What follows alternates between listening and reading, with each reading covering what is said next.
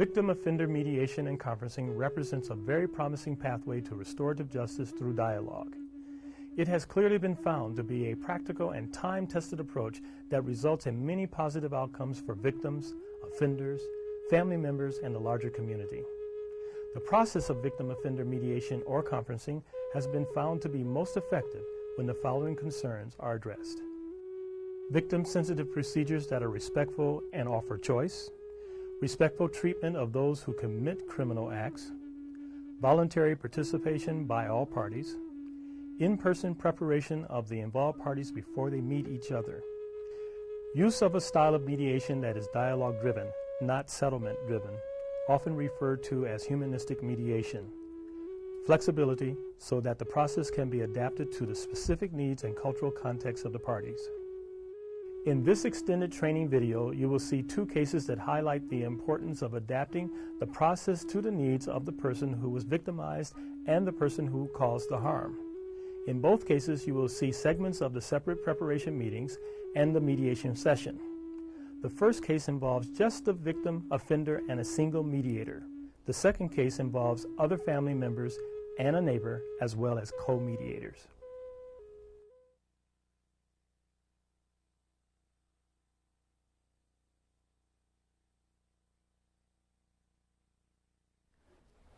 Thanks, Rick, for coming by today after school. You know, when I talked to you last week on the phone, I had talked with your dad quite a bit beforehand, and I was hoping he'd be able to come today. I talked to him about what the program was about and why your probation officer referred you to it, but he made it pretty clear because of the double shifts I guess he's doing at the factory, there's just no way that he could come by with you. And he said you just should stop by, and I just wanted to make sure that you feel okay meeting today without your dad. Yeah, well, that's fine. I mean, I'm glad that he's not here, and because, I guess he'd just make things more difficult, and so I guess I feel fine coming down here by myself. You sure? Yeah. Okay. I mentioned to you on the phone when I talked to you, I'm a volunteer that works with the local restorative justice program, and I'm not a court official, so I haven't read all the legal documents on what's happened. I mean, I know it was a break into a home, but what actually did happen, Rick, when that occurred a couple months ago? Well, some friends and I, we were out drinking, and we were kind of getting low on cash, and we needed some cash, and we wanted to do something. We wanted something to do, so we, found a house, and my friends told me to go break in while they waited in the car, and so I went in through a window, and I took a TV and $200 in cash, and so that was kind of it. I mean, we needed something to do, and we needed some cash, and so that's what we did. When were you arrested, and what was that like? Well, they found out a little bit later, and they came and got me, and then they took me off to the station and questioned me there. Mm-hmm. Was your dad home at the time? What was that like getting arrested at home? He kind of had just gotten home, and he was really quite upset, that they'd come, and that I had gotten arrested and all that. He was really upset, though, that the other kids didn't get caught, too. Mm-hmm. So. Would you like to hear a little more about how the program actually operates? Yeah. Well, this would give you the opportunity to actually meet the person whose home you broke into and to talk about what happened, the impact on her, the impact on you, and it would give you the chance to express any concerns you have, questions that she might have, I'm sure she would have of you, and then also to look at developing a plan to repair the harm, what the court calls restitution, some way of actually paying back. How does that sound to you, the whole idea of meeting her? I'm a little nervous about meeting her, and because it's just kind of nervous, just meeting her and for the first time and stuff. But I mean, I would like I would like to do, help fix what I did and kind of, pay her back. I'm curious, would you think back at what you did? How are you feeling about that now? I'm feeling really bad, and, kind of, I shouldn't have done that, if, we didn't have any money, then we should have just, stopped and gone home or something, and, I shouldn't have, accepted, them telling me to go in and take the TV and stuff. And just, I'm feeling kind of bad about it right now. Well, when we meet, and I have to make this very clear, this depends on her interest in doing this too, just as you have choice in this process, Rick. The person whose home you broke into, they have a choice too. And that's just very important that we make it as voluntary as possible. But if we do come together, if she's agreeable, when we come together, everything we talk about is pretty confidential. It's meant to really stay among us. It's not like I write up a report on what everyone's saying and submit it to the court. The only thing that would go to the court would be an actual agreement, if that is reached. And the way the mediation sessions typically go, I would begin by making kind of an opening statement, just saying a few things about what we'll be doing and any ground rules for communication. And then the two of you would have an opportunity to kind of tell your perspective on what happened. And typically we begin with the person who was victimized to let them tell you directly, how it affected them. And then you would also have time to kind of tell your perspective. And then there'd be plenty of time just for questions or any concerns you have. And then later we'd talk about the actual losses and any ideas for repayment. I'm curious, Rick, do you have any thoughts about the repayment issue, how you would prefer to do that?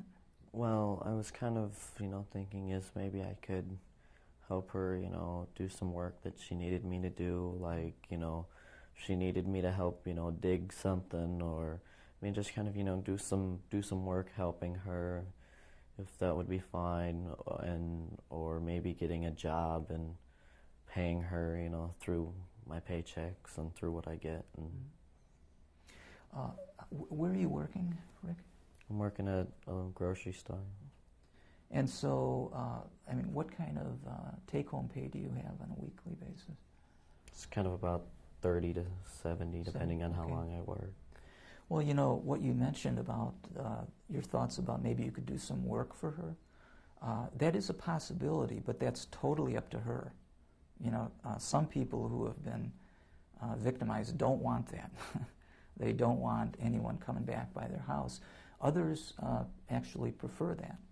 But that's one of the things you'd be able to talk about in the mediation session. Okay. And whatever is agreed upon, it's up to the two of you. It's not like I'm not a judge. As a mediator, I'm just working with both of you to provide an opportunity to both talk about what happened and to repair the harm in whatever way possible. Rick, we encourage folks to have a support person with them during the actual mediation session, like a parent in your case, or a uncle, a coach, whatever. And same thing for the person who was victimized. Would you like anyone to be present with you during the mediation session? No, just by myself is fine. You sure you feel okay, just you want to do it yourself? Yeah, just doing it myself. Okay. The other thing I need to check out with you is I am going to go meet with the person whose home you broke into in the next few days. And is there anything that we've said here that you wouldn't want me to share with her in case she asks? See, I'm not going to go to her and give her a report like saying, Rick said all of these kind of things. But in case she asks something, is there anything that we've talked about that you would not want me to share? I don't really think of anything. Okay. Yeah. Well, any questions, any other questions about the actual mediation session before we kind of wrap things up? So it's just going to be like a mediator and us two? Yeah, well, that depends if she wants a support person or not. I'll have to ask her. But it would be, actually, we'd be sitting at probably a table like this, and I'd be sitting here, and you would be here, and the person whose home you broke into would be over here. And I'll be beginning by saying a few things, and then very quickly it'll get into each of you telling each other your perspective and what happened and how it affected you. And typically, I'm very much in the background. I'm not talking a lot. This is really a time for the two of you to talk together. But I'm also there in case, there's any problems. If you have a hard time talking about certain things. And I'm there to make sure just that it remains a very safe place to talk. Okay. But it's also important that you realize I'm not there as an advocate. Just like I'm meeting with you, Rick, I also have to meet with her. And so I won't be taking sides with either of you. That's what a mediator is. I'll be helping you both be able to talk about it. And then I'll help with the restitution agreement, the plan to repair the harm. If you actually work out an agreement, we'll actually put it in writing, the specific terms of it, how much and over what period of time. And then both of you would sign it, I would sign it as a witness, and you'd each get a copy of it. And then a copy would go back to court, too. All right. Any other questions at all? Or? No. Okay. Well, thanks again for stopping by, and I'll call you back after I meet with the other person, whose home was broken into, okay? Okay. Thanks, Rick. Yeah.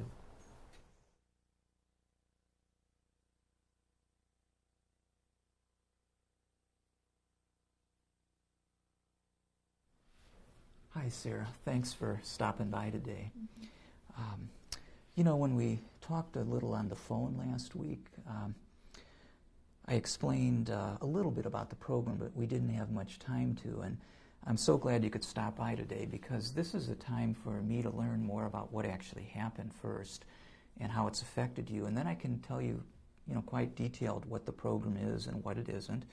And then you can make a decision if this, is something you'd like to be involved in. There's no requirement whatsoever. The court thought this could be a helpful service to you, but it's totally voluntary on your part. So, I think I mentioned to you, I'm not a court official. I'm a volunteer here in the community. I work with the Restorative Justice Program here, and I haven't read the legal documents of what actually happened. I know that it was a break into your home, I believe, a couple months ago, and but I don't really know all of the details. What actually did happen, Sarah, and the impact it's had on you? Well, it's probably like any other break-in that happened, but it was just very different when it happens to you.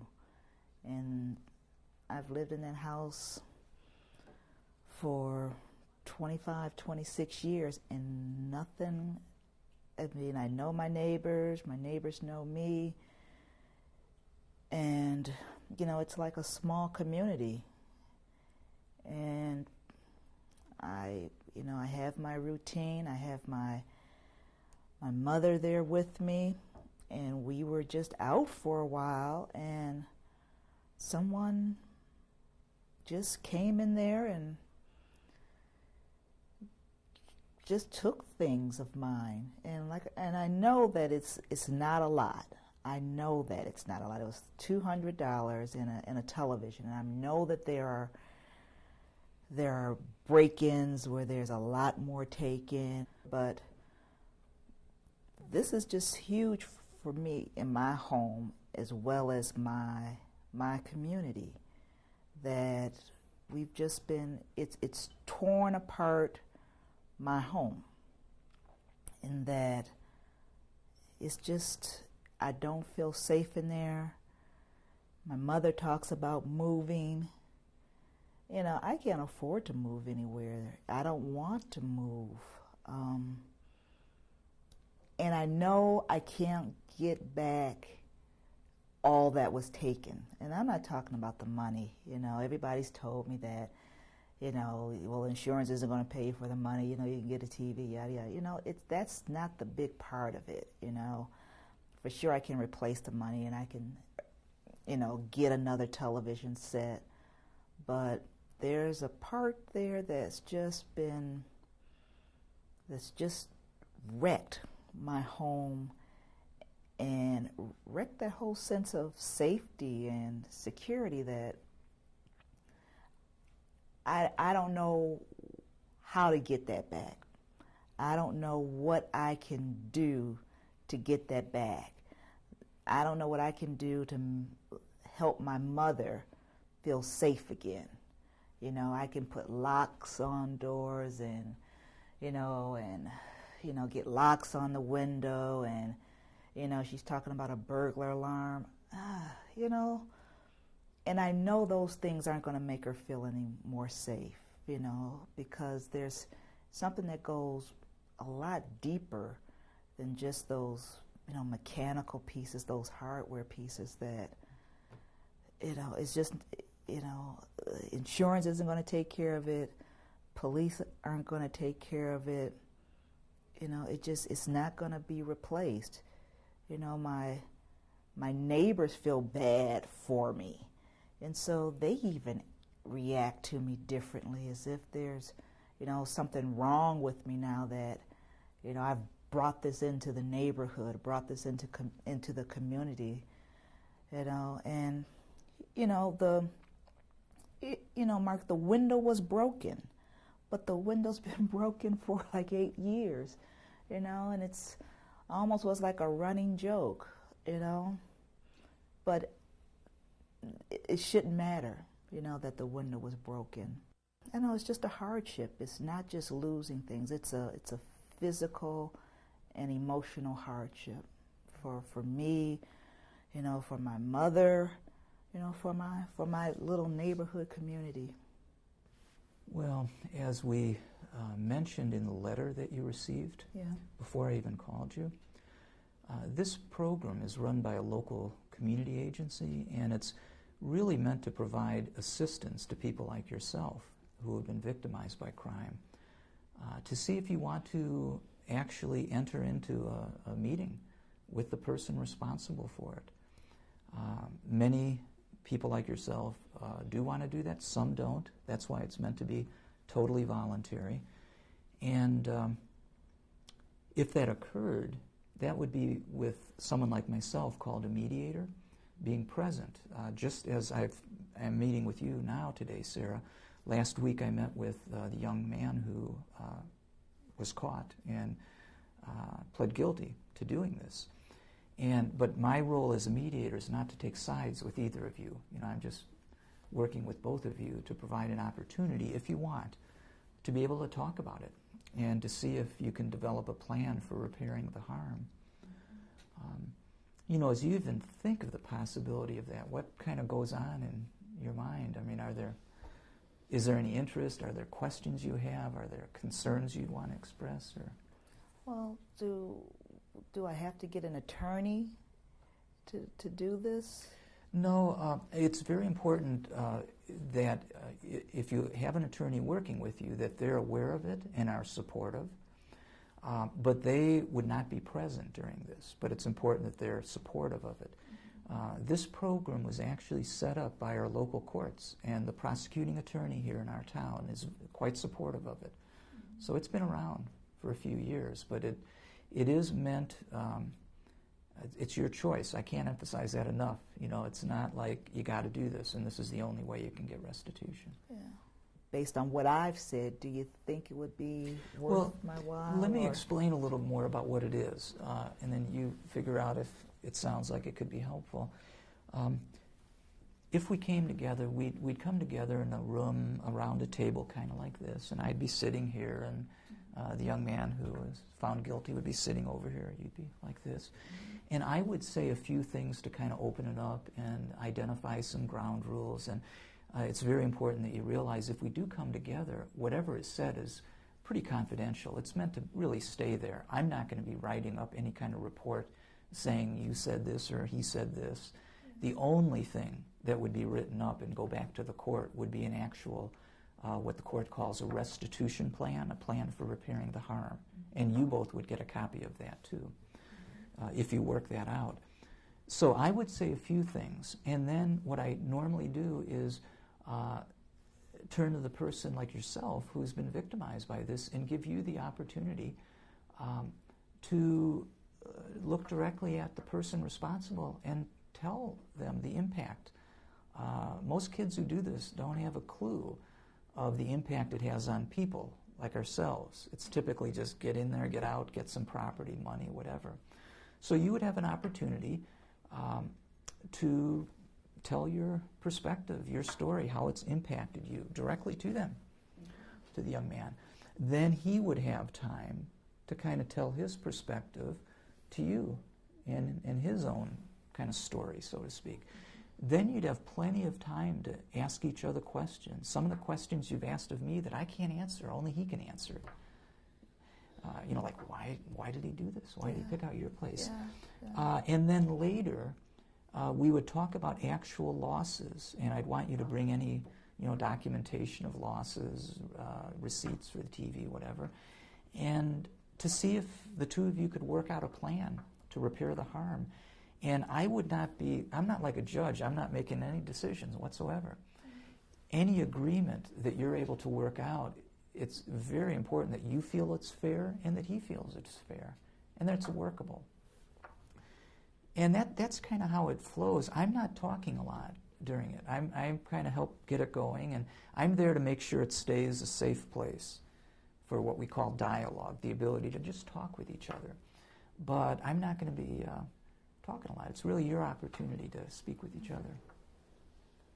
At this point, I feel like I could say yes. I don't know if I might change my mind down the road, though, as it gets closer. Okay. Well, that's okay, too. I mean, I would not encourage you to rush into something like this. Okay. I can honestly say that from quite a few years now of doing this, and actually the research I've read on it, a great many people that have been victimized have found this helpful. They report that it's less scary. It just kind of takes a lot of the power out of it to actually talk to the person who did it and to work out some way of repairing the harm. But I also want to point out some don't want to do it, and it's not meant for everybody. So, it's kind of thing, if you do agree to it now, if for some reason you felt really uncomfortable later, you should feel absolutely free to call me back. Well, okay. Well, I'll give it a try. Yeah. Well, let me check out a few other things. I mentioned how we prefer to give the opportunity to the victim, person like yourself, first, to talk to the person who committed the offense, because, frankly, crime victims don't get much attention in the justice system, as you well know. Do you feel comfortable with that, with beginning to tell him your story? Sure. Yeah. Okay. Yeah. The other thing is we really encourage support people. If you want to bring someone along, that's absolutely fine. No, I'll probably come alone. I don't think my mother would be up for it, and I want to do this on my own. So you sure? Yeah. Well, I want to do this. If you change your mind, feel absolutely free to call me and we can make arrangements. All right. So, if your mother would want to come, that's fine, or any other support person. Sarah, are there any other questions you have before we wrap up, or just concerns, about the whole impact of this?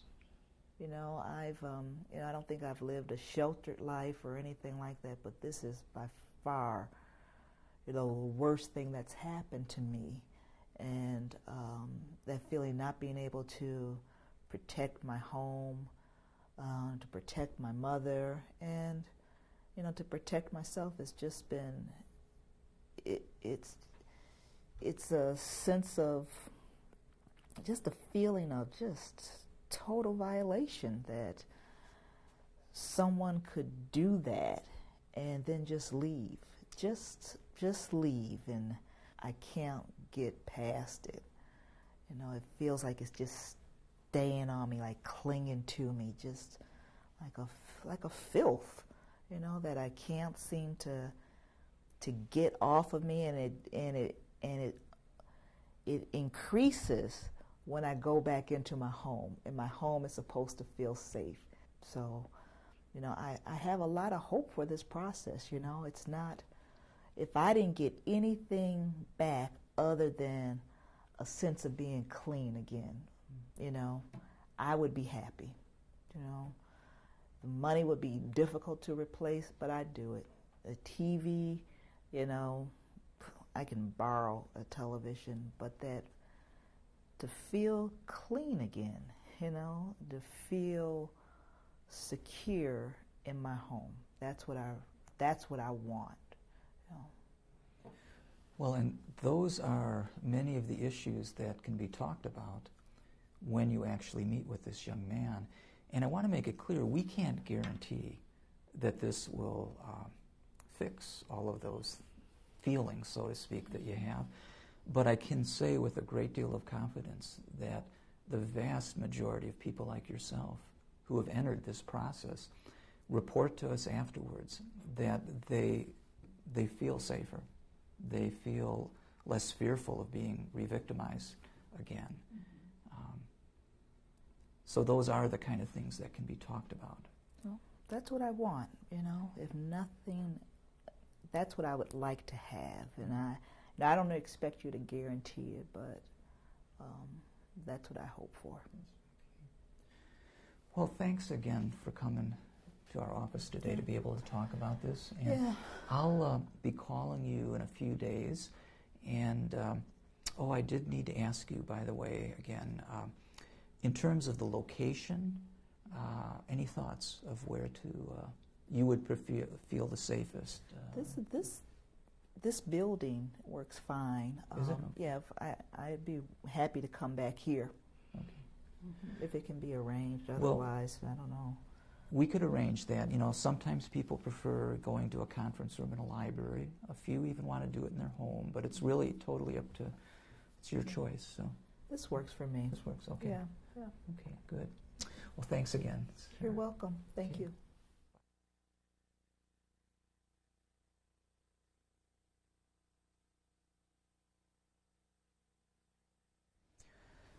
Thanks for coming tonight. I'm glad that we were able to make all of our schedules work out so we could get together tonight. Rick, this is Miss Andrews, and Miss Andrews, this is Rick Jenkins. You can call me by my first name, Sarah. Sarah's my first name. You can call me Sarah. You know, as I mentioned to both of you when I met with you separately, I'm just going to be saying a few things initially now, and then we'll kind of get into talking about what happened and seeing if we can develop a plan for repairing the harm. I'm a mediator, as I pointed out before. Even though I met with both of you separately, I'm not here to take sides with either of you, and I won't be making any decisions for you. I'm here to simply facilitate a conversation among both of you. And the only ground rules that we have are that we listen to each other respectfully without interrupting, and that we speak respectfully to each other. I know that's difficult at times as we get in conversations. It's easy to interrupt, but let's try to be very mindful of letting each other complete their thoughts. Today's session will first begin with giving you both an opportunity to describe the impact of this on your lives. You know, what happened with the break into Sarah's home. And Sarah, we'll begin with you as we had talked about before, and then Rick, you'll have an opportunity to kind of tell your perspective on what happened and how it's affected you. And then later, we'll be able to talk about the actual losses. Were you able to bring the one receipt with too? And then we'll see if there's a way that the two of you can figure out some plan for repairing the harm. And if you are able to develop what the court would call a restitution agreement, we'll actually write it up and we'll all sign it, and that'll go back to the court, to your probation officer.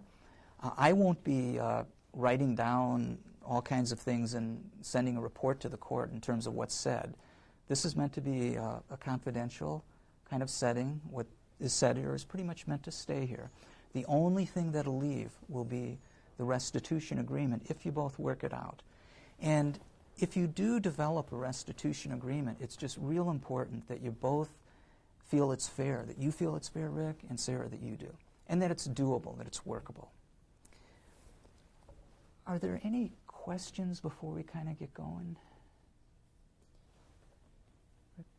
No? Okay. Sarah, can you think back, I think it was a couple months ago, when your home was broken into? Can you tell Rick what did actually happen and the impact it had on you? I can't begin to make you understand just how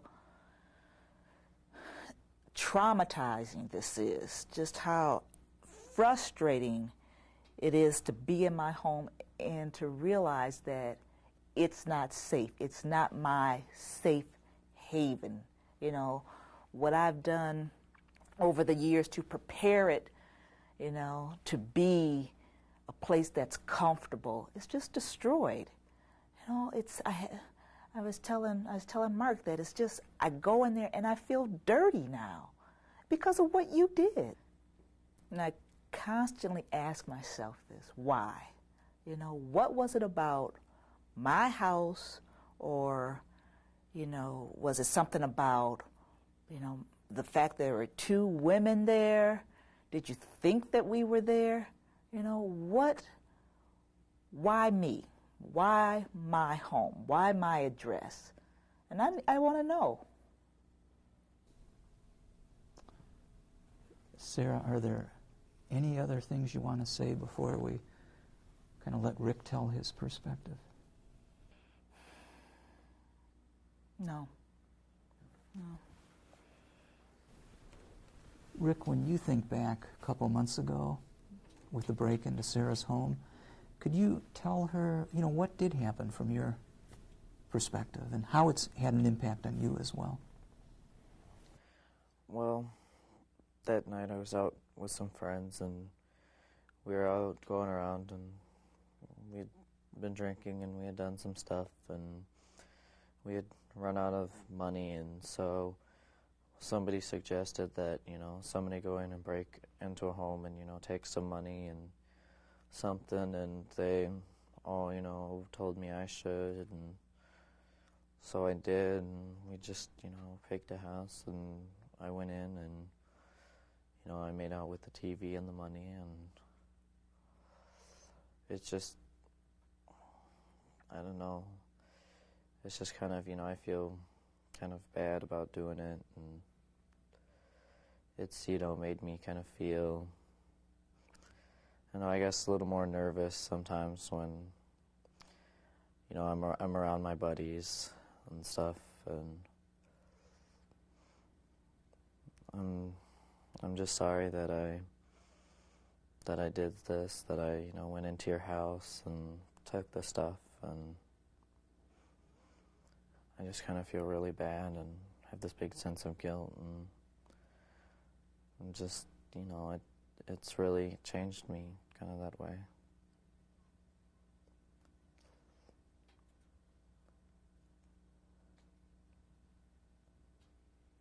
Anything else you want to say, Rick, before we kind of open it up to questions? Well, I'd just like to find out from Sarah if there's any way that, you know, I can help her out, you know, to help repay what I did and help fix what I, you know, did that was wrong, and just kind of, you know, any way I can help her. We'll get to that in a few moments, but before we do, other questions or concerns that you want to share? You still hang out with those other people? You said they sent you in there. Why'd they send you? Well, they just kind of picked me. They all just kind of pointed to me and, you know, said I should do it. And what did you think then, though? Were you thinking at all? I mean, they're going to send you in, and they're just sitting back there watching you. Did you think about that at all? Not really. I bet you'll think about it next time, won't you? Mm-hmm. Well,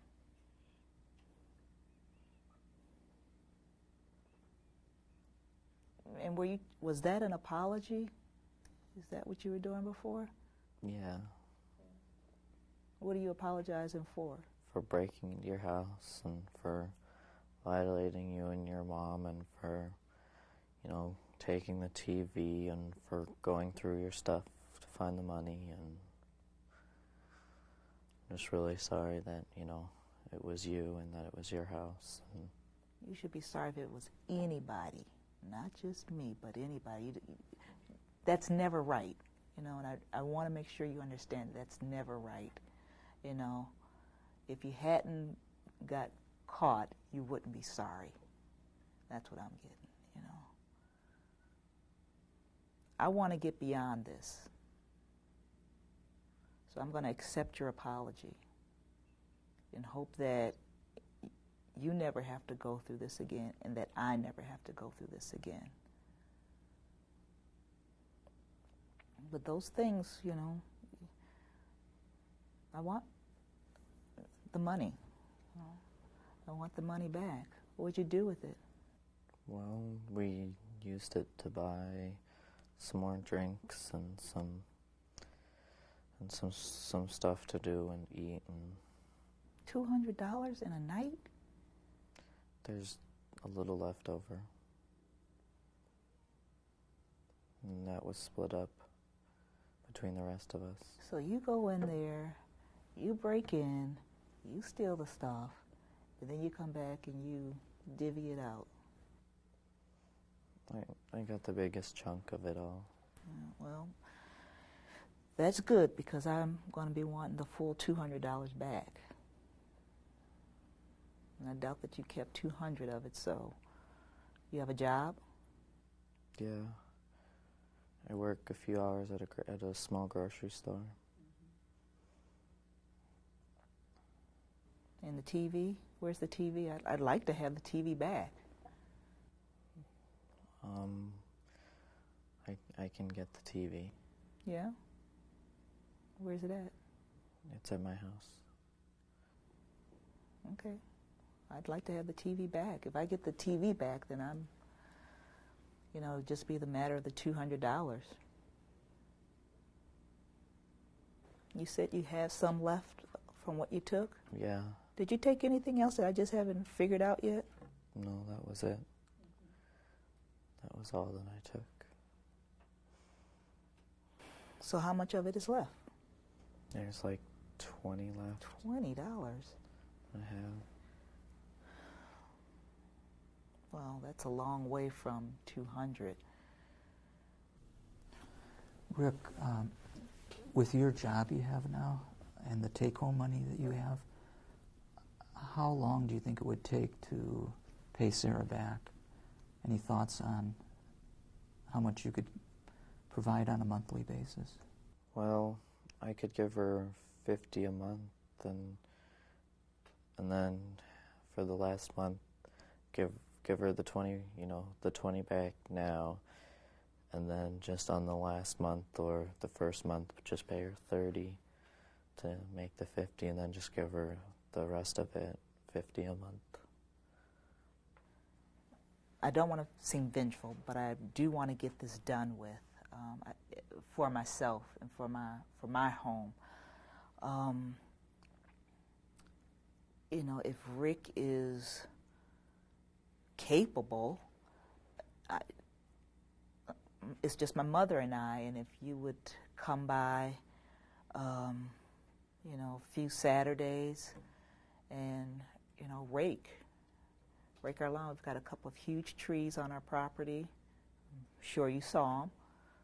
And the leaves are, the lawn is full with leaves, and it's a lot of work for my mother and I to take care of it. And there just aren't a lot of kids in the neighborhood that are willing to do it. But if he would be willing to come by, say, the next 4 Saturdays, and to rake, I'll supply the rake and the bags, and maybe cut the grass one more time. Just for the end of the season, I'd be willing to knock off $50, and then the other $150 you can just work out over the following 2 months, and you can just keep your $20 because like I said, I don't want him to be without money so that you have to go out and bust somebody upside the head or, get caught because your friends are saying they need money, so you just keep your $20. Rick, how do you feel about that?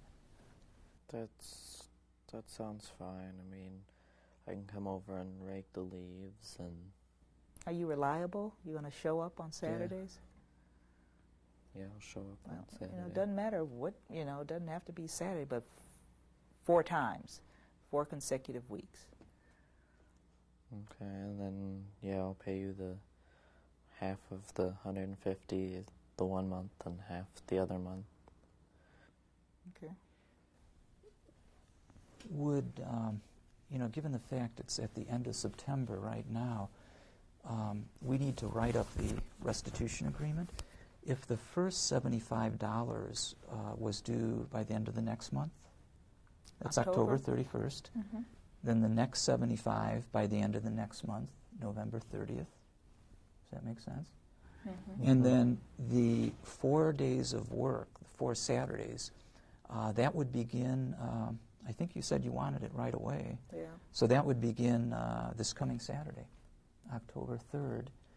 And that would be essentially the equivalent of $12.50 each Saturday. You come out for a couple hours of work, assuming that's what it would take to rake your lawn. And it'll get easier as the leaves, there are fewer leaves. I think the first couple of times will be a big chore, but the last 2, you can probably get it done in 15, 20 minutes, so I'm fine with that. This will take me a minute to write up the agreement, because it's real important that we're very clear on this, and so that you each can get a copy, and then I can send a copy back to your probation officer. So this will just take a second. So, Rick, you think you're a lucky person? I wouldn't say lucky, but... It could have been really bad. I hope it's good you understand that. Yeah, I'm glad I didn't go to jail or anything. Yep. You ever been in any other type of trouble? No, this is the first. What grade are you in? I'm in 11th. Yeah. What school? South. Yeah. Play any sports or? No, but I may join like track or something. Yeah, you should find something constructive to do with your time instead of just school and work. What do your folks think about this? Well, my daddy's kind of upset about it. I bet he is. He was there. He had just gotten home there when the police had come to get me and stuff. And my mom was gone off at work, and she found out later on, and she was really upset, and she just went off on a tangent, and she just didn't like it one bit. I bet it was hurtful for her, just like it was hurtful for me and my mother.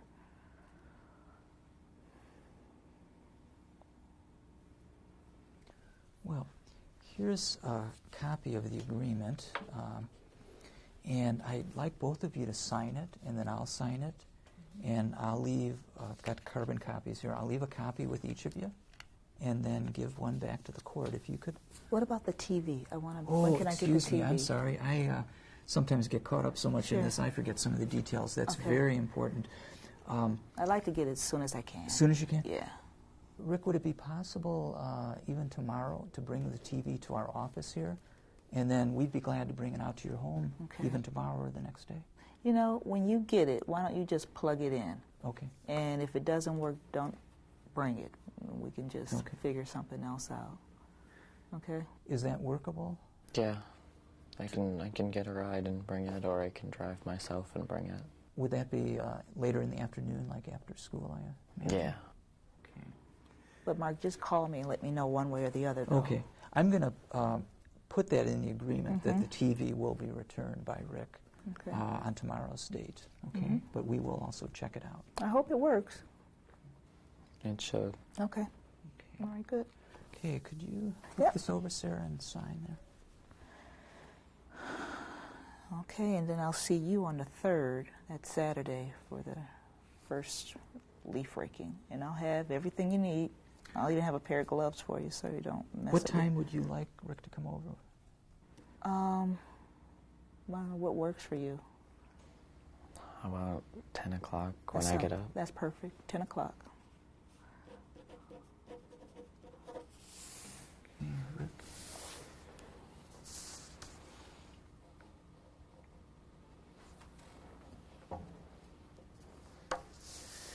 Okay, I'm going to add 10 o'clock on Rick to make it very specific so it's clear to everyone that Rick will come over at 10 o'clock. Thanks for reminding me about the TV. Yeah, Sometimes it's a big thing for my lose mother. some of the details. 10 o'clock. And she'll be there on Saturday, so you can Here's your copy. meet Here's your her. copy. Well, thank you again for coming this evening. Yeah.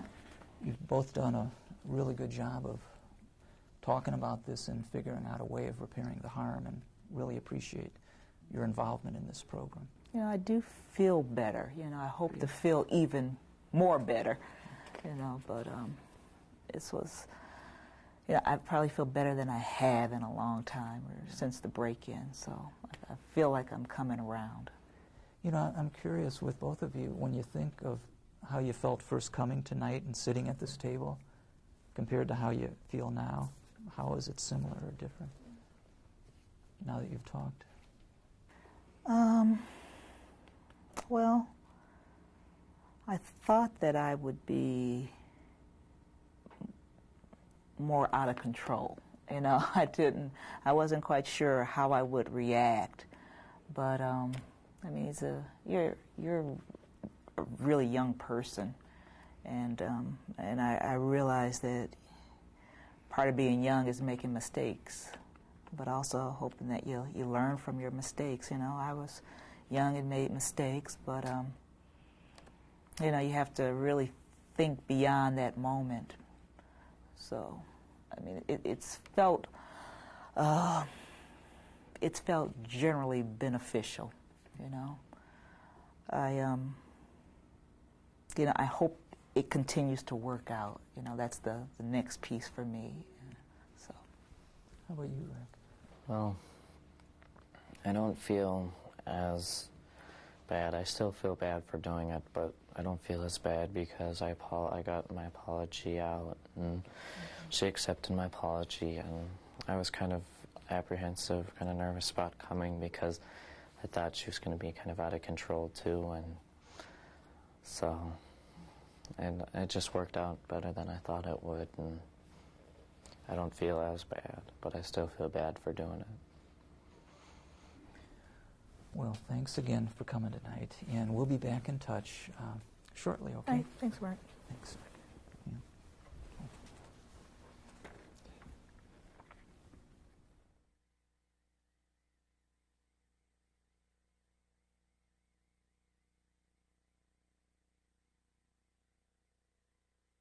Lynn, hi, I'm Carolyn McLeod.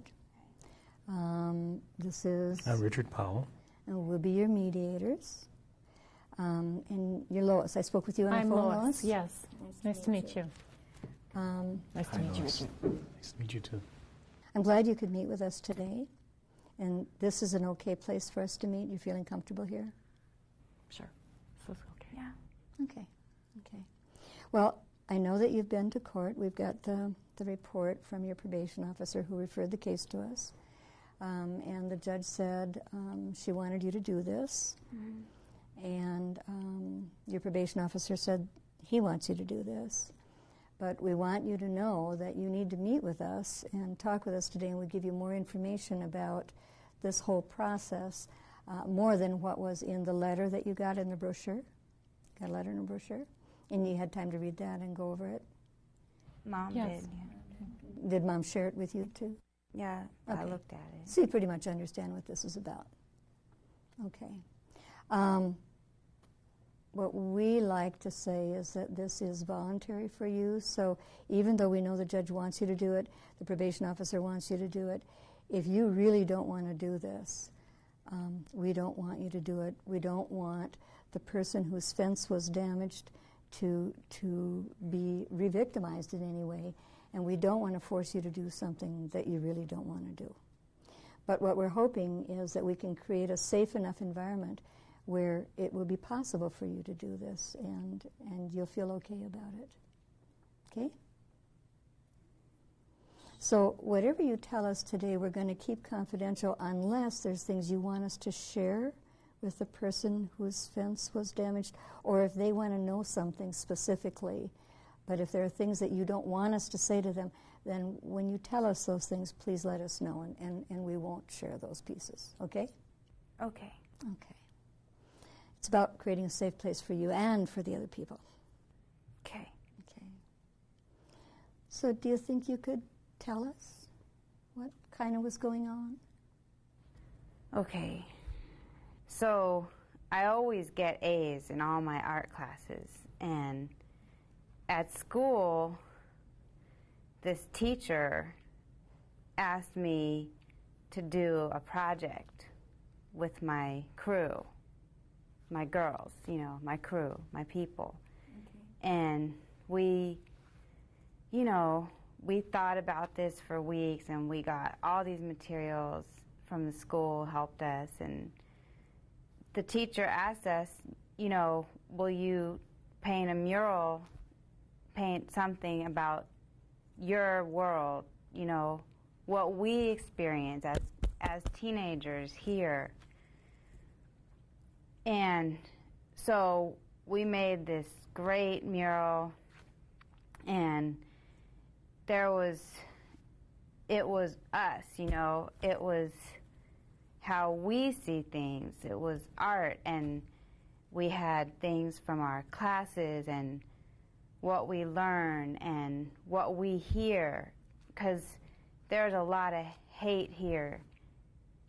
People don't like each other because of how they look and what they wear and how they act, and just judgment, and so we put that in the mural too, because that's our world, and So you completed the mural. yeah. So this is all leading up to what happened with the fence. So that day, the teacher called us in front of the class and told us we got F's because of what we had put in the mural, some words. And I was just so pissed. I was just pissed off, and just, Mom, stop.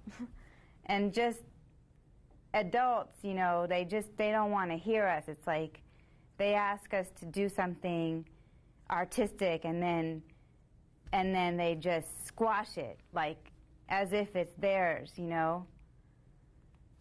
And she wouldn't change our grade, and we argued with her, and the whole class thought our mural was the best. And we got an F, and that means I'm not going to get an A in that class anymore. It seemed a bit harsh. Yeah. We thought so. A bit. I mean, an F. So I had all my paints with me, and I was on my way home, and I was just really just pissed off, and I really just wanted to punch something, but I didn't know what to do. So I just happened upon this fence and decided to recreate the mural where everyone could see it, not just my teacher. And, I didn't know whose fence it was. I wasn't committing no crime, or, it was just expression. That's all. I just felt like, I was asked to express myself. I'm the one who got hurt, and then I wanted to do something back. So that's what I did. And yeah. So that's what you were feeling then. Yeah. That's what you did, what led up to it. Yeah. And what now do you think about what you did now that you've been arrested and been through court and all of that, knowing that it's somebody else's property and that it's seen by the law and the court as a crime?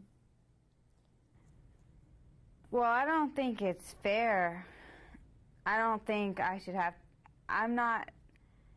I didn't mean to harm anyone, so I don't know why I'm being charged for that. I don't know. All I know is I was doing my art, and then the police came, and then we've been... Mom and I have been through all these meetings and courts and dates and probation officers and people telling me that I committed some kind of crime. And frankly, I just don't really see it that way, Lynn has never been in trouble before. We haven't brought her up that way. She's always been that day she was moved. She expressed herself, and I think that's where she's coming from. So you're having some problem with what the court is saying that you've done. In other words, they're calling it vandalism.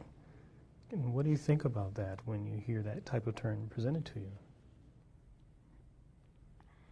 I mean, vandalism is like someone who goes and, throws eggs at someone's house or does something like that, like Halloween or... I mean, I did something that was artistic, had a purpose. Like Mom said, I'm not a criminal, and I wasn't brought up that way. She wasn't out to damage anyone's property or to harm anybody. She was just expressing herself. Yeah. But now, now we got to do all this. But the charge as I read it here says criminal damage to property. So I guess that's the reality of what you're dealing with here. And that's the way they see it. Mm-hmm. And I mean, I don't know. Sometimes it helps if we kind of personalize it and look at it from our own point of view. If someone had done that, put their stuff on your walls in your room, and it was their view, not your view. I guess I would encourage you to kind of think about the person who owns the fence a little bit. And think about how you can make this right to them, too, because they didn't have a choice in what you did. It was their property, and they had no choice. And you see where I'm going with this? Is this making any sense to you? Well, I didn't think about that. I didn't think about that when I was painting. Sure. But, that's why we're here, because Mom told me, you have to meet that person, or you should meet that person and okay, I'll tell them that it wasn't, that it's art. I'll tell them what, Okay. Well, could I be there too? Or... Oh, yeah. The way this works is we have very specific ways we do this, but it's only the outline that we're specific about, and what happens in the conference is what you all make of it. What we'd like to do is have everybody who's been involved in this present. So it would be the two of you, and if you have any other family members you would like to have participate, we'd like to have them. We'd need to prepare them like we're preparing you today. We'll also be preparing the person whose fence was damaged and other people that she might want there. And it wouldn't be a huge crowd. We wouldn't ask, 20 or 30 people there. But the people who are specifically touched by what was on that fence and the act that you did. Okay? Is that making sense to you? Okay, so like the fence person, my mom, and both of you. Right, we would be there. Yeah, and there could be other people. I mean, other people saw that. Maybe they had some strong feelings about it. We've seen the photos of it that were in the police report, and maybe a neighbor, maybe two neighbors. Maybe she has other family members who were affected by that.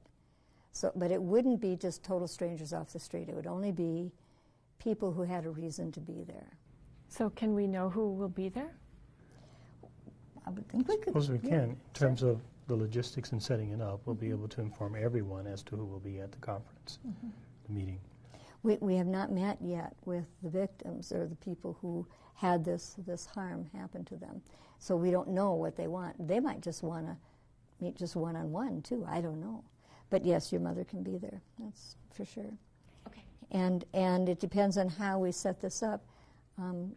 We want to keep the focus on you and the person who owns the fence. But other people can talk as well and talk about what they've experienced. And Mom, what have you experienced through all of this? It had to. You said your daughter had never been in trouble before, so I'm kind of wanting to know from you what you experienced. Well, I guess I was very surprised that I thought that the courts and the police, everyone was making way too much of this. When Lynn came home, and I mean, she didn't deny it. She said, I did this, and it's beautiful. And she was moved, like she said. And we've always encouraged her to express herself, and frankly, I'm surprised that it has blossomed to this extent.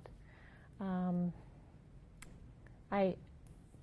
what you're saying, you kind of shed a new light on, to me anyways, how the other people may be feeling. Because I truly didn't think about it as damage to property either. But putting myself in their spot, I'm thinking, well, maybe it bears hearing about. Don't you think so? I mean, I didn't think about that, like, I didn't think about, oh yeah, there's a person who lives, like, behind that fence, I didn't either. But, if they want to talk and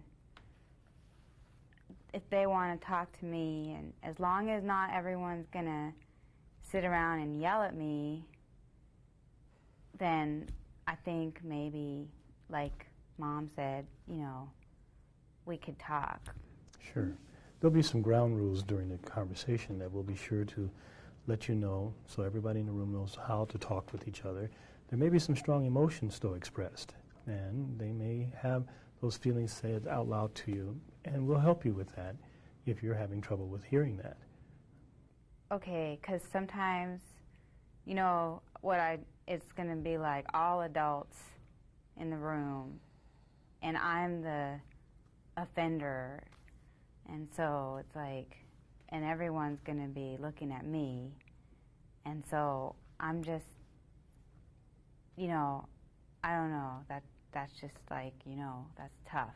Well, remember, when we started talking, I talked about how we're going to create a safe place. Mm-hmm. And the ground rules that Richard's referring to is everyone has to treat everyone else with respect at all times. Okay. So you certainly need to be treating them with respect. They also need to be treating you with respect. And we have a formula for doing this, and it just helps people stay respectful to one another. When we start out, just so you know, we'll ask the person whose fence was damaged who she would like to have begin. Would she like to begin, or would she like you to begin? So we'll let her, because she didn't have any control over what happened. You had all the control there. So now we're going to let her have a little bit of choice about how this conversation between you starts. And then if she wants you to start first, then we would expect you to do that. Are you okay with that? Sure. Okay. Or she may choose to start first. We just don't know at this point. But it would be her and then you if she says to go first. Or if she wants you to go first, it'd be you and then her. And then her support people and your support people. And then if there's a neighbor there or other, people that feel we need to have there, we'd have them talk. Do I just say, like, what I told you guys? The more you can tell her Sure. from start to finish about how that whole thing happened, and then we want you to be able to listen to her and hear her when she tells you how she was affected by what you did. That's really important. And each person. But we want the focus mainly to stay on you and on her, because you're the parties most deeply affected. And then your mother and any of her support people. That makes sense to you? Okay. Okay. And our commitment to you is to help you remain safe throughout all of that. Okay. So if she's angry and, slams the table and says, I was so angry, that'd be okay. It rarely happens, but that would be okay. And she can say it was a terrible thing that you did, but she can't say you're a terrible person. See the difference? I guess we'll see. Well, we'll do our best. And a lot of people have done this process, and people basically get the idea of respect. Okay. Well, that deep breath tells me you might be willing to do this. Yeah. Are you willing? Yeah. Okay. Okay. So I want to fill you in on the rest of the process really quickly. After everybody talks about their experience, then it's question and answer time. So if you have questions, you could ask questions. If they have questions, they could ask. If your mom has questions. And it's just all very respectful, though. Just, not interrogation, just questions. Okay, not like at the police department, right? Yeah, it sounded like you had pretty difficult time there. Yeah.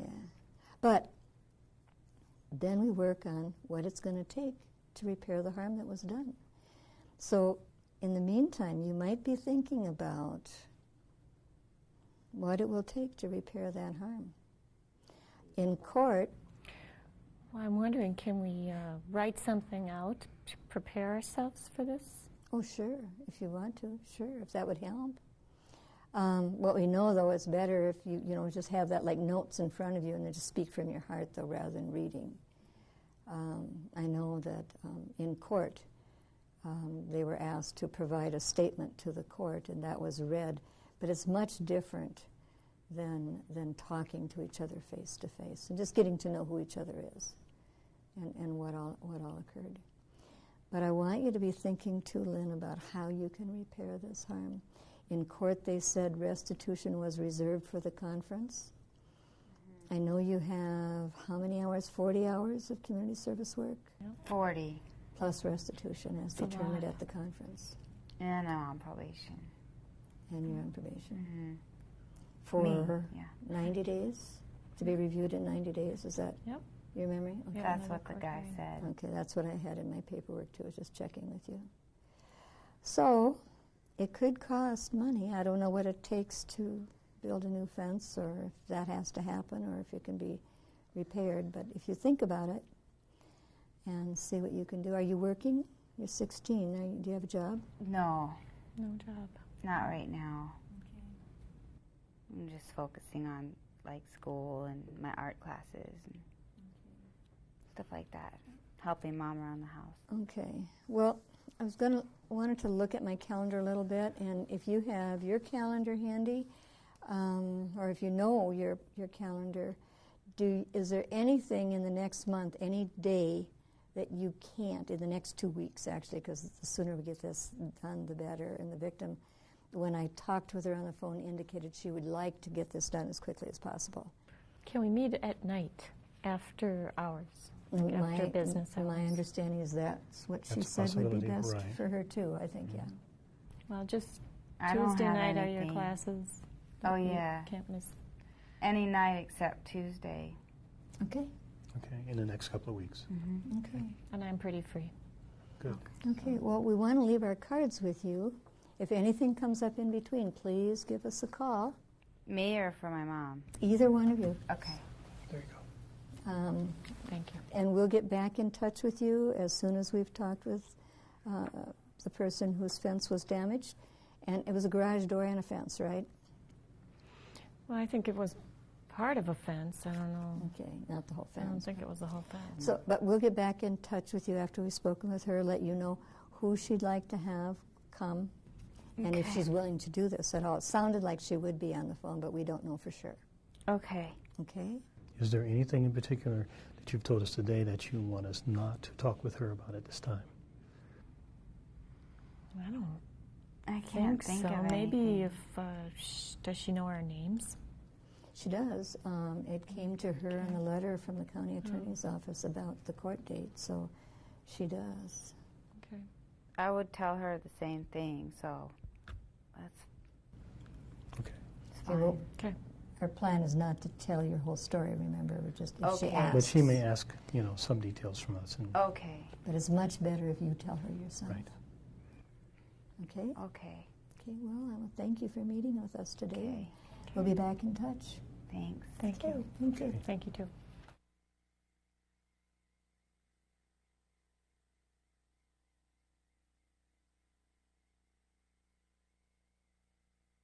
Oh, I'm so glad you all agreed to come here today for this pre-conference interview. It's really important that we get a chance to meet with you, and I'm hoping that will help serve you well with getting a level of comfort, knowing who we are and knowing more about this process.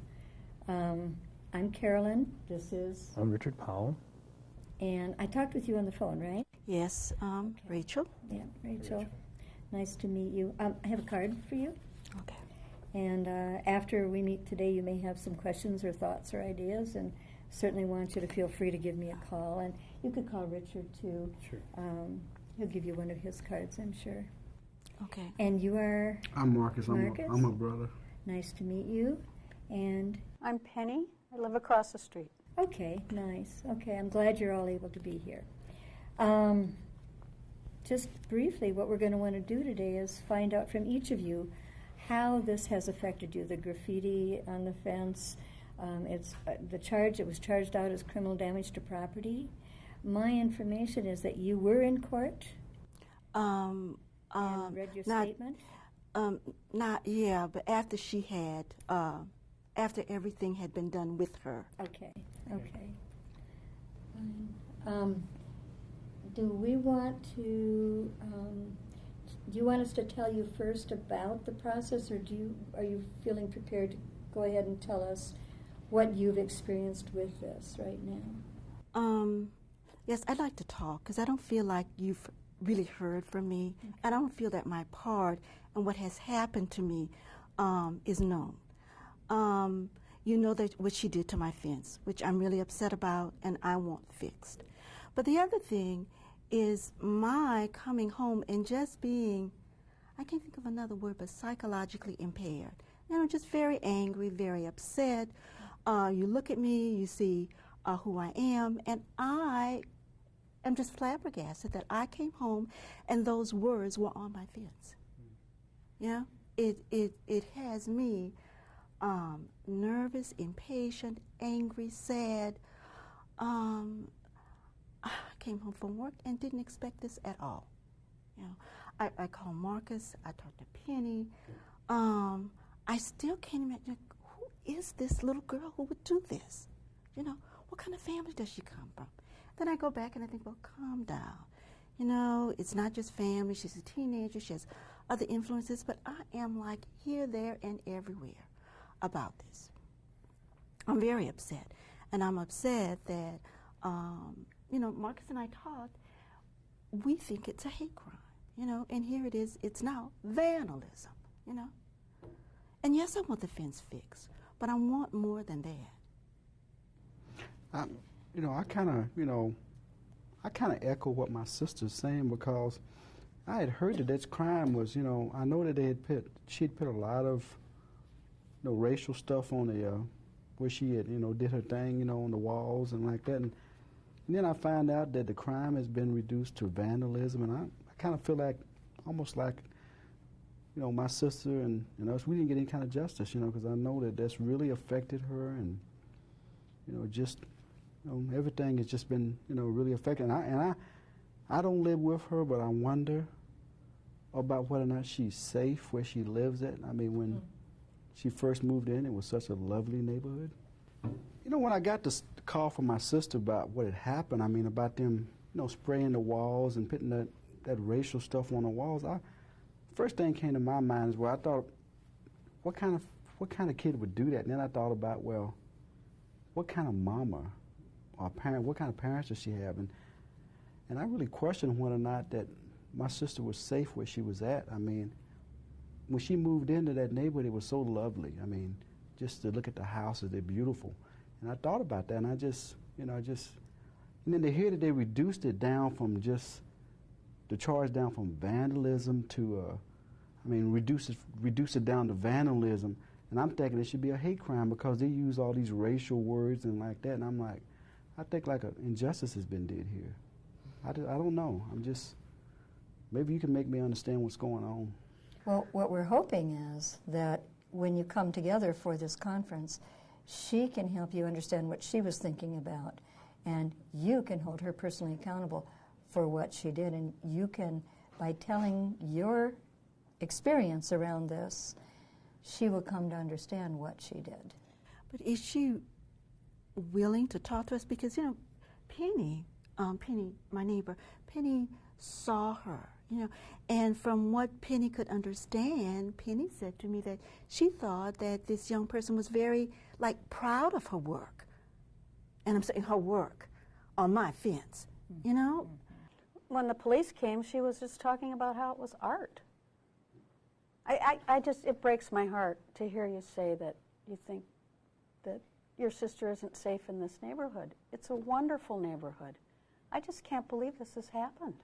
Wait, Penny, I don't mean to insult you. I know you have been there longer than I have, but I don't feel safe. And it's the physical part, but it's more like someone has just tried to find me and put me in a place and say things about me that doesn't fit me and is very negative and will never fit me.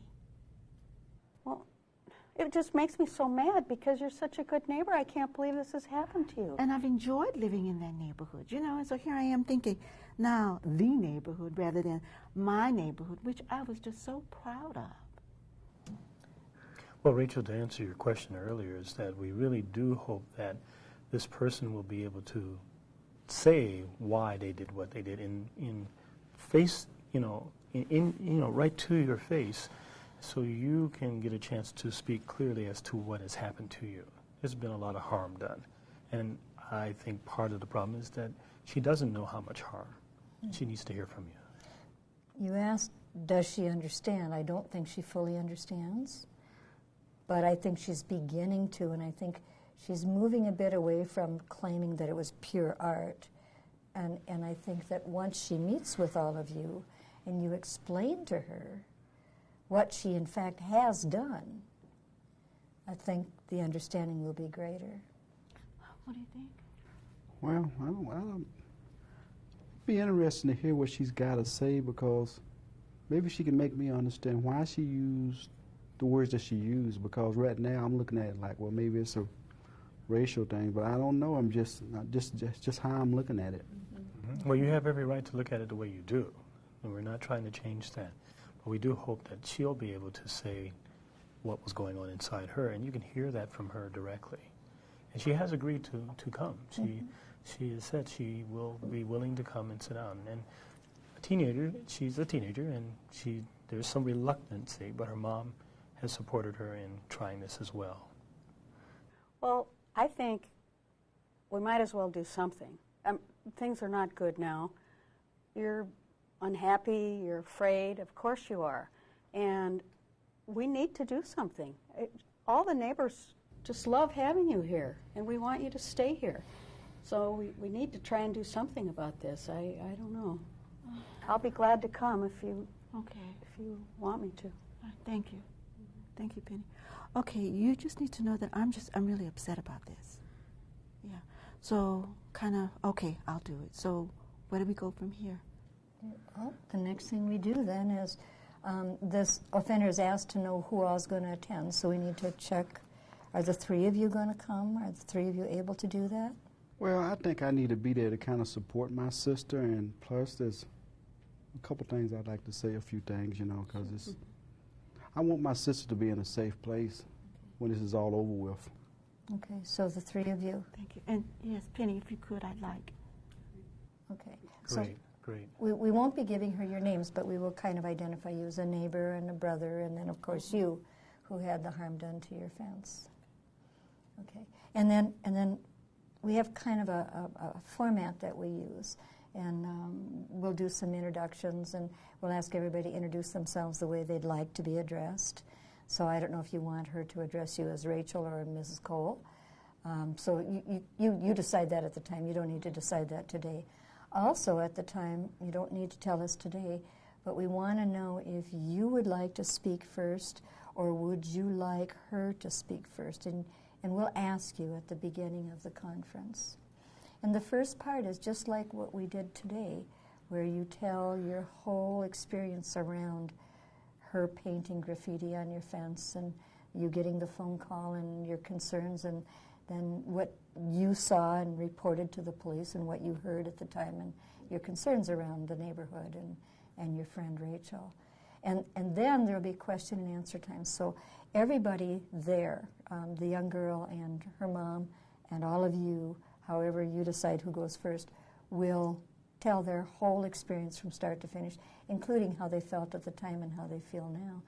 And then it'll be time, if you have questions, you can ask direct questions.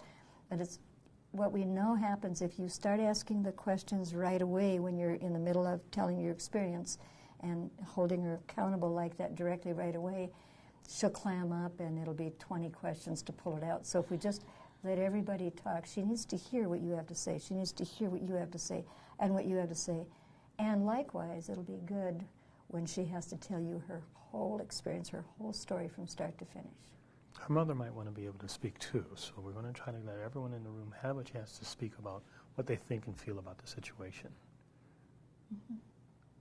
And then, after that, if you can be thinking in the meantime what you would like from her to repair this harm. And we've asked her to think about what she can offer to repair this harm. And you said repair this harm rather than just repair the fence. Whatever she needs to do to make it right again to you. You've been harmed. Okay. So there's the fence. There's, my understanding from the police report is the garage door had some damage. Yeah. So, and then to create maybe some way to help her understand the harm that she's caused, and maybe if there's something she can do. And I don't know if there is, but if you can be thinking about that. Okay. So if you have any questions, we encourage you to give us a call. We'll do our best to answer. If we don't know the answer, we'll try to find the answer. Okay. Okay? We need to settle on a date and a time. Uh-huh. What works best for you in the next couple of weeks? We both work until at least 5, sometimes 6. Yeah, 5 or 6. And Penny, can you be there after? Are you available after 6? Oh, I'll make myself available. You make okay. Absolutely. So any afternoon in the next 2 weeks after?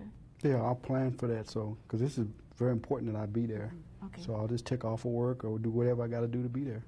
Okay, well, we could, go to 6:30, 7, what, No, that's okay. Probably don't want to go later than 7, though, because kids tend to fade, and adults who've worked all day tend to fade after, starting at 8 o'clock or something. Does that make sense? Yeah. Okay, good. What place, what location does this work for you? Is this a good site? It's kind of neutral, community center, and This works for me. I That's can okay. drive you here. Okay, good. It's okay, and I can just meet you here. All right. this works. Okay, so 6:30 or 7, you're Any evening. any evening. In the next 2 weeks. Right, Okay, right. and I believe she said, did she say not Tuesday evenings? Not Tuesday, that's Not right. Tuesday, okay. So, but any other evening. And we don't normally work on Friday evenings, Right. and you probably don't want to do this on a Friday evening anyway. Yeah. So we're looking at Monday, Wednesday, or Thursday evening in the next 2 weeks. Okay. So we'll be back in touch. Sure. And I just want to add that, we really are concerned about your feelings and how this has happened to you and the things that have taken place. And it will be our job to keep you absolutely safe while you're there talking with her. We will have ground rules, so there'll be a very respectful conversation. And we want everyone to be able to express themselves without any hesitancy, but with a safe feeling around them. Okay. Thank you. Sure. Welcome. Do you have any further questions? No, not right Okay. now.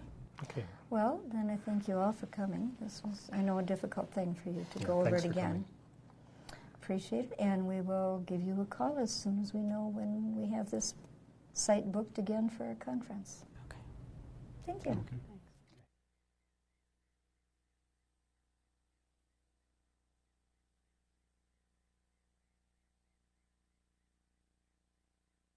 Really like to welcome all of you this afternoon to this conference.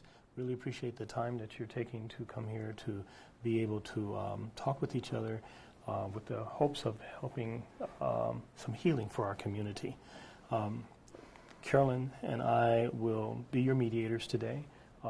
As we talked about the meetings in our individual sessions with you, this will be an opportunity for dialogue back and forth. Because of the issues that came up in the incidents, we know that you have things to say, and you have agreed to come to talk with the person who has been harmed here today. We'd like to have everyone introduce themselves, so if you'd be willing, like to maybe start over here for introducing, so everyone knows everyone's name. I'm Penny, and I live across the street, and I'm the one who saw the painting. I'm Rachel Cole, and I'm the person who fence and garage door was painted on. I'm Marcus Cole, and I'm Rachel's brother. She called me when the incident happened. I'm Carolyn McLeod, one of your mediators. And I'm Richard. I'm Lynn. I'm the person who did the painting. I'm Lois. I'm Lynn's mom.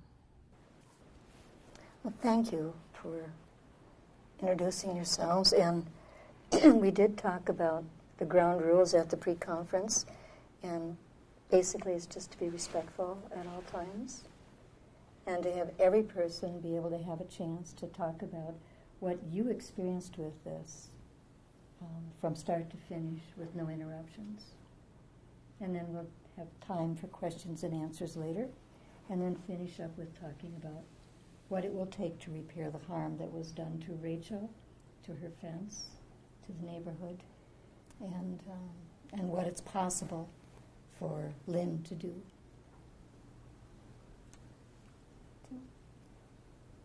So if you have had time to think about who you would like to have begin this conference. Actually, I'd like to start, and I'm not sure what to say to you, Lynn, and I guess to your mom. I want you to know that I'm just very upset, and I find myself wanting to tear up. It's not that I feel like I'm that sad. I'm really angry, and I want you to know what you did to me. Not only just to the fence that I spent, I saved a long time for. I worked on it myself. I finished it myself so that it would look like my neighbor's fence in order to be a part of the neighborhood. That was important to me.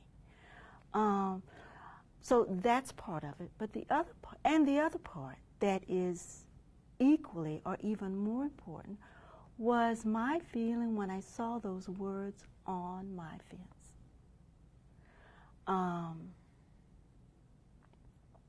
I was just very upset. I don't want to repeat it. I'm asking that nobody else repeat those words in here. That's not who I am. That's not how I want to be thought about. And I was devastated.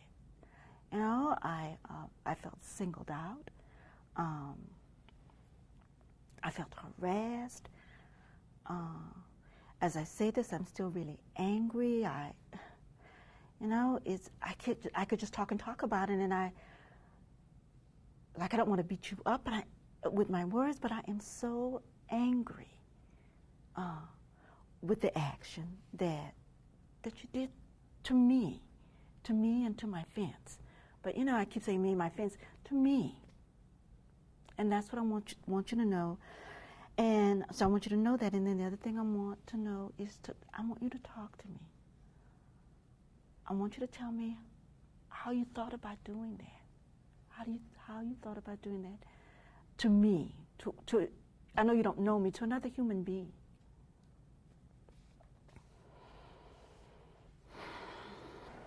My sister told me when the incident happened how hurt she was.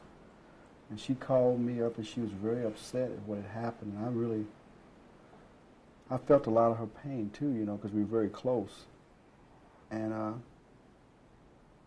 I asked her what could I do. She told me to come on over because it really disturbed her. And I thought to myself, is she safe where she's at? Because, you know, I didn't know you. I know your mom or nothing about your family. I didn't know if you was planning to do something to her or, you know, really what it was all about. And I would like to have some questions answered about, you know, is it still a safe place for her to be at? And why did you do what you did?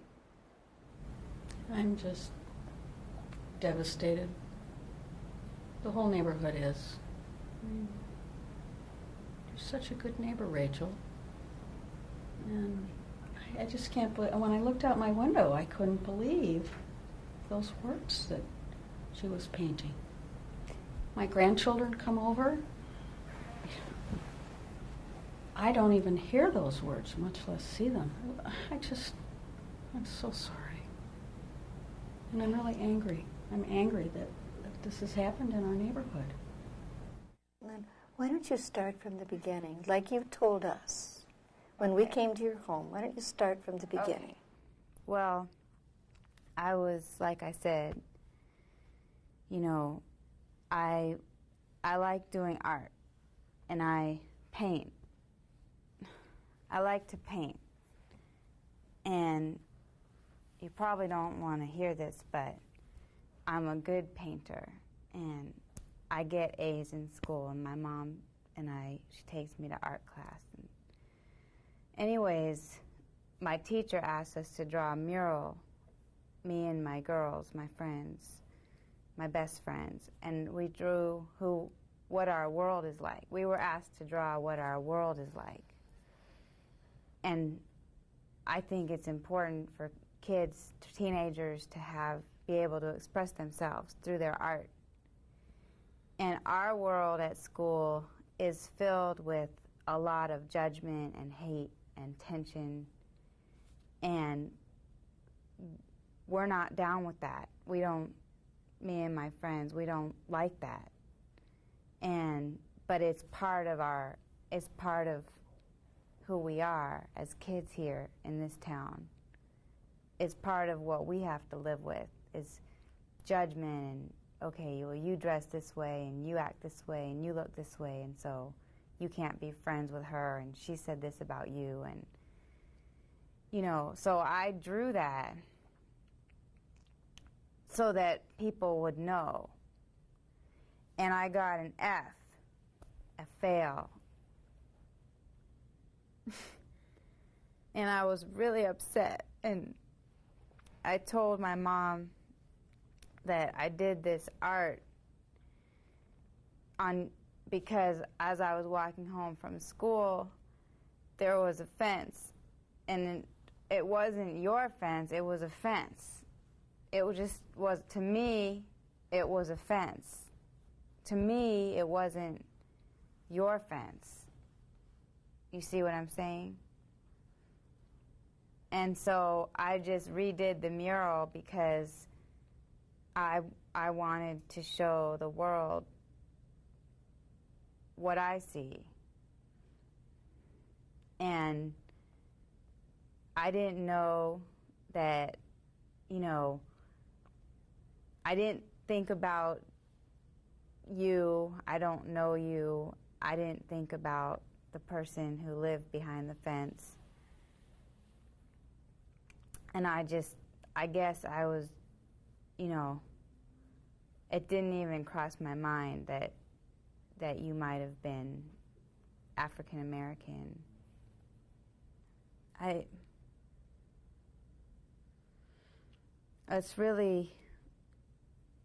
It's hard for me. I've been judged now. I've been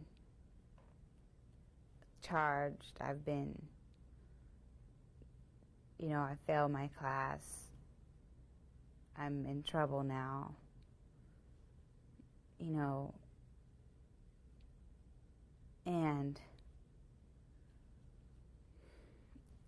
but that's what I was doing. I was expressing myself, and I didn't think of it as a crime. I don't really have anything more to say right now.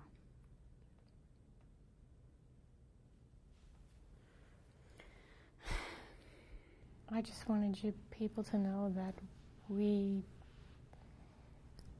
didn't know you, and Lynn didn't act as a criminal. I just want you to know that she has never been in trouble before. I don't know what I can say to explain this. I can't really explain it. It's been difficult at our home.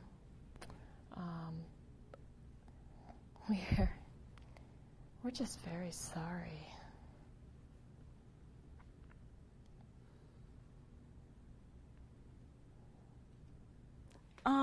Lynn, right? Lynn, Yeah. tell me if I'm understanding this right. Are you telling me that you didn't know that I was black?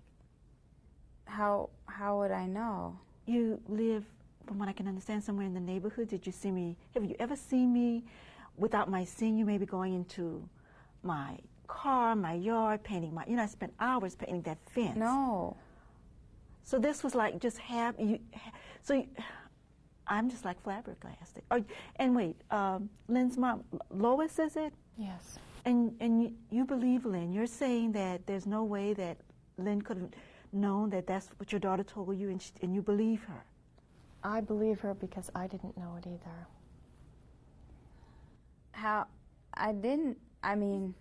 Can I say something? Yes, you can say something. I'm not going to sit here and lie to you. Why would I lie to you? I'm sitting here. Well, when, actually the three of us, when Marcus and I talked, and I talked a little bit to Penny, part of my distress was that I was feeling like this was a hate crime, that I was deliberately singled out. It doesn't take away my anger about my fence. I put a lot of time and money on that fence. But the words that were on my fence seemingly was directly pointed at me to make me feel bad about who I am. And that hurt a lot. But can I say something back to that? Yeah. Okay. Because me and my girls, like, we're not about hate. That's not what we're about. We're about like peace and, not judging. That's what I'm about. But art is a way that we express what's in our world, okay? Do you So not that get you that? support it, but that's the reality. It's there. It is there. Oh, my God. Well. I'd like to see if you can talk about how you feel now that you're in the room sitting across from Rachel and her brother and her neighbor. Well,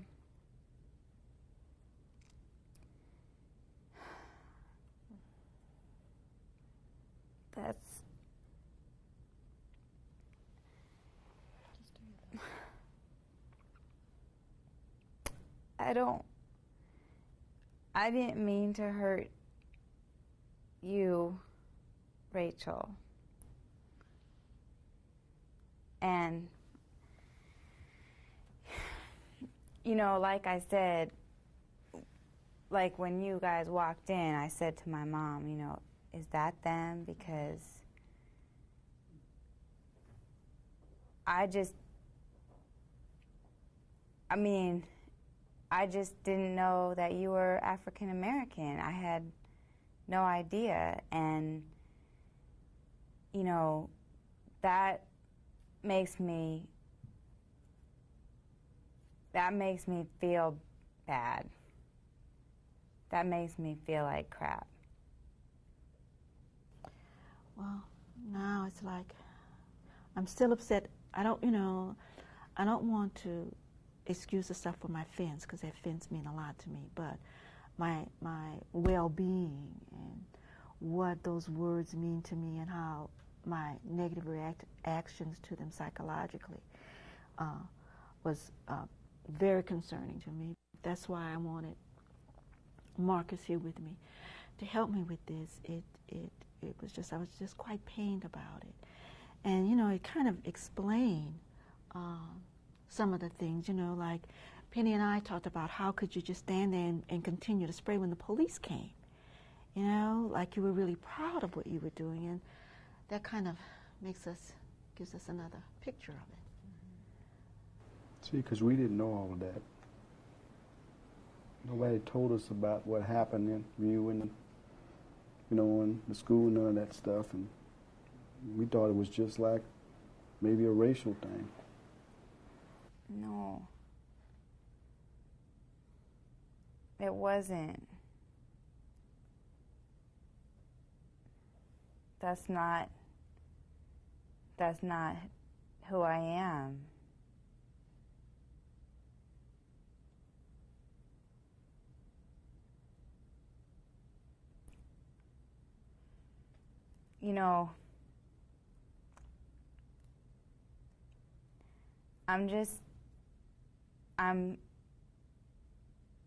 I'm 16, and you might not know me from a hole in the wall, but I'm not a bad person, and I don't hate anybody.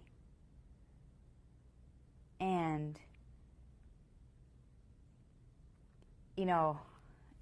how could you sit here and believe me? I don't know.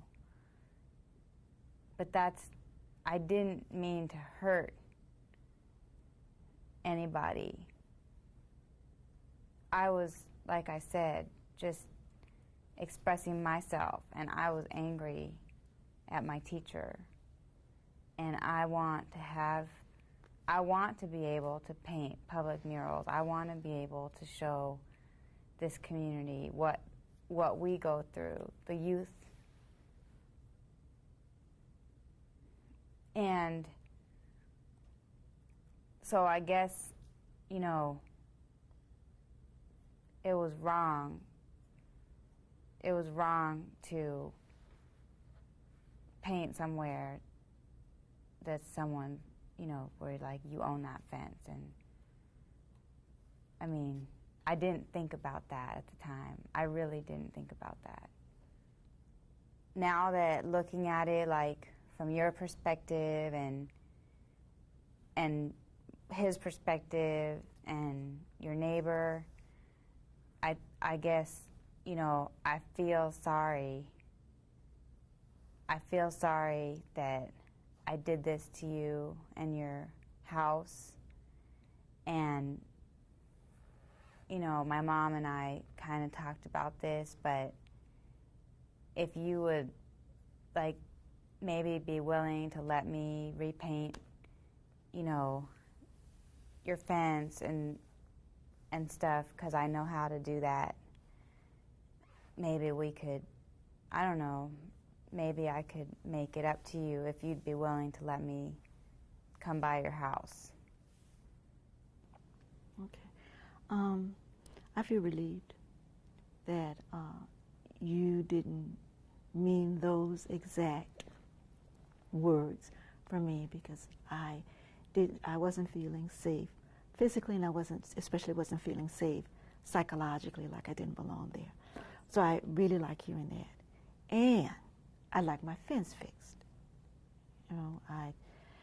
I'd like for you, we can teach you how to sand it. It needs to be painted. It's going to take some time to do. But I'd like my fence back the way it was.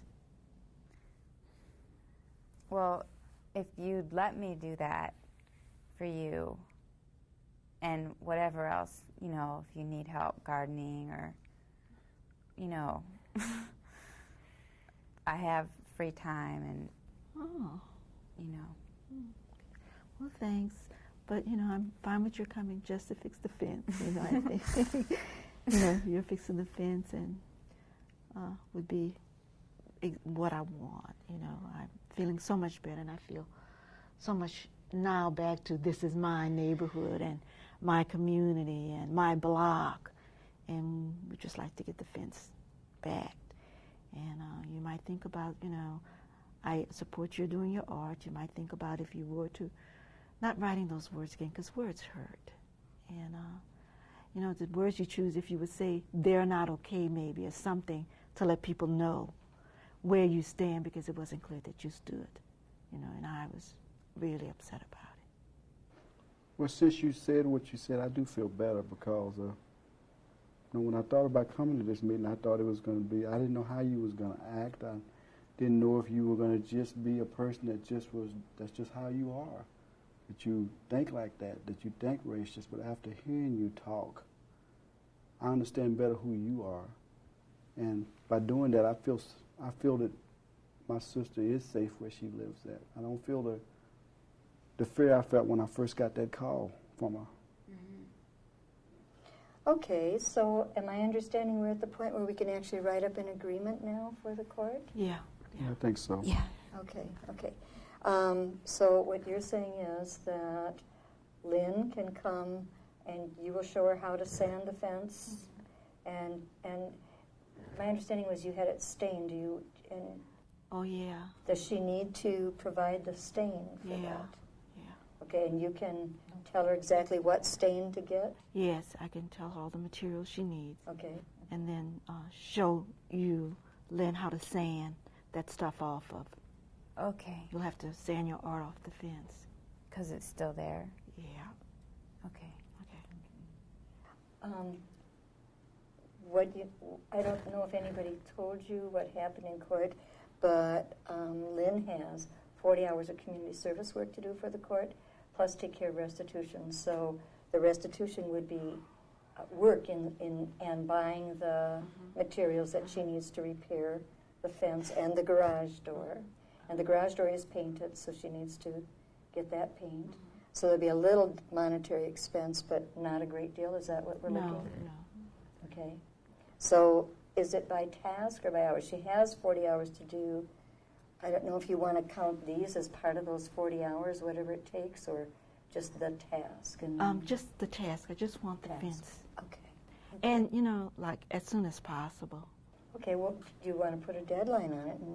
Well, I'd like for her to get started as soon as possible. I'd like that off my fence. Well, of course, yes, of course. So what do you think? How soon can you start? This weekend? Fine. Okay. And to be finished, we need a finish date, too. Okay. That one is a bit harder for me. I might need some help with that.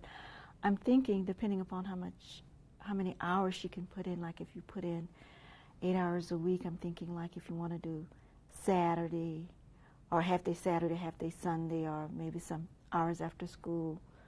I can get it. Really, it's really not a problem. I can get it done, as soon as you need. I can be there on Saturday, Sunday, afternoons. Just want to get this taken care of.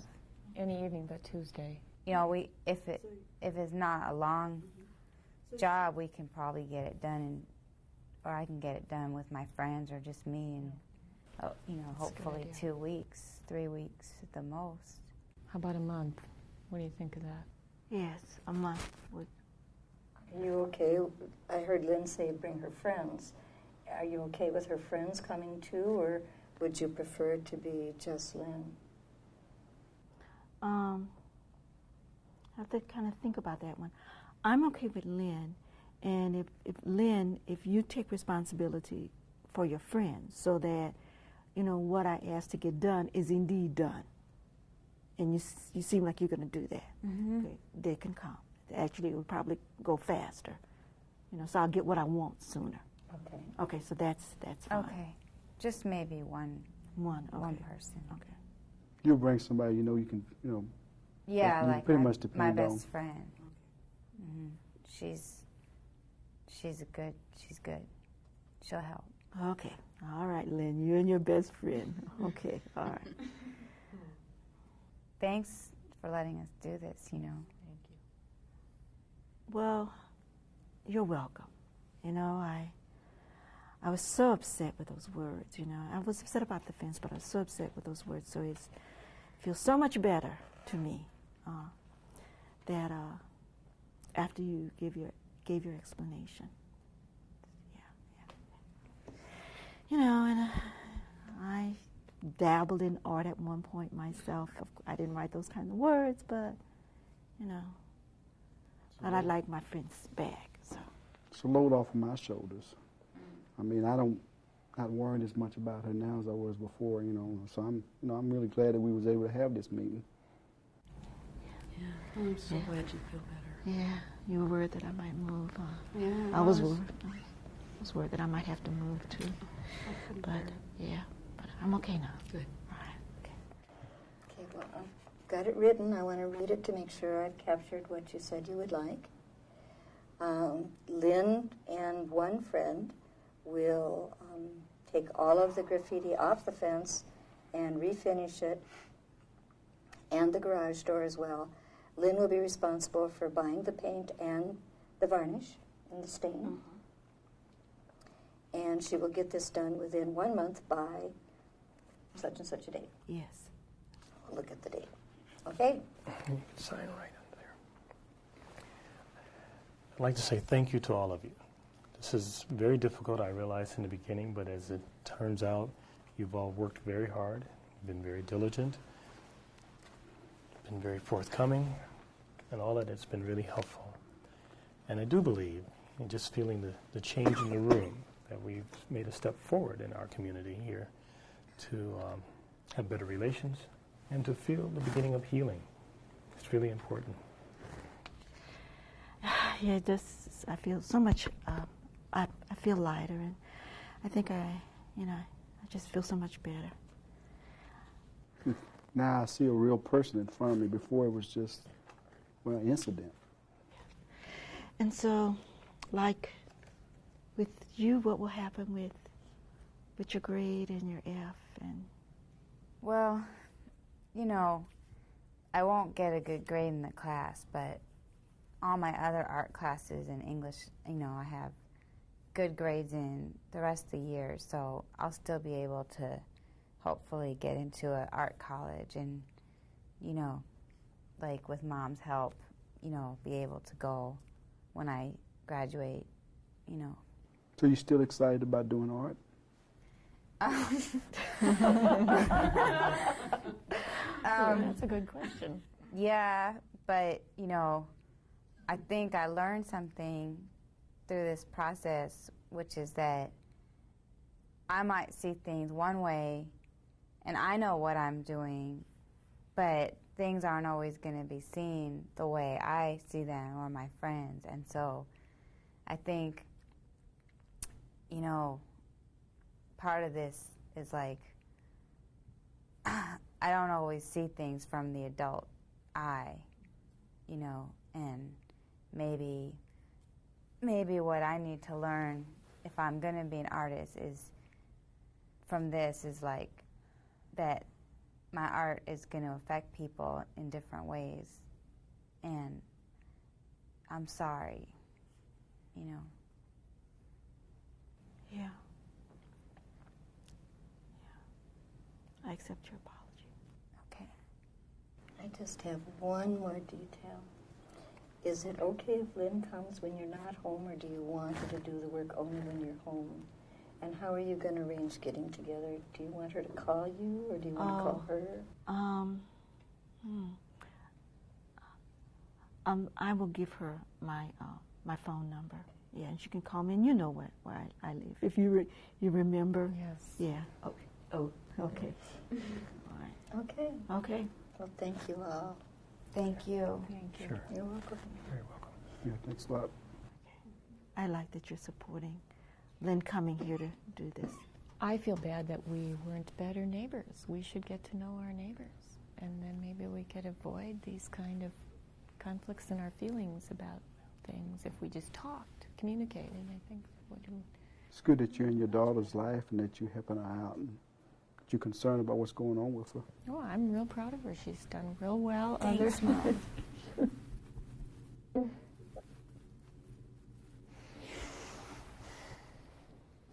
We'll be sending a copy of our agreement to each of you, and you should look for that this coming week in the mail. Thanks Okay. again. Okay. You're welcome.